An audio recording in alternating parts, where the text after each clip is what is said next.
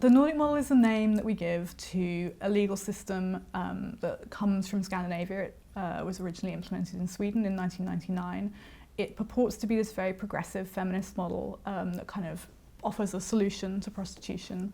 The ideal is you decriminalise the sex worker and instead you criminalise clients and managers.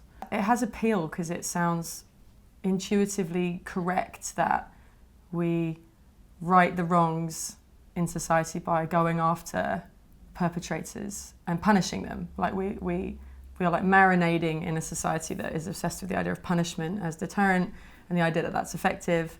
And the Nordic model makes a villain out of clients and exploitative managers.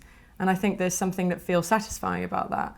If you make it harder for sex workers to earn money, then that harms them because it makes them poorer. Making someone poorer means that they're more likely to accept a client that they might otherwise have rejected. You know, they're more likely to get into a car more quickly because they need to keep that client, even though he seems jumpy and weird and they're feeling kind of spaced out.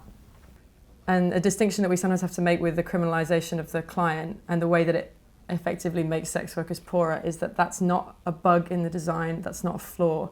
That is how the law is supposed to work. When the Nordic model makes it harder for sex workers to get clients, it's working as it's intended to.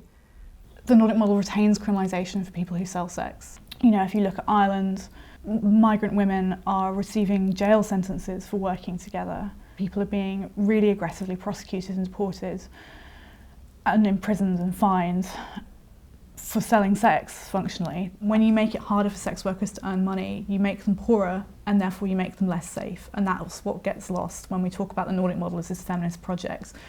The Nordic model makes sex workers poorer and therefore it makes them less safe. That's it.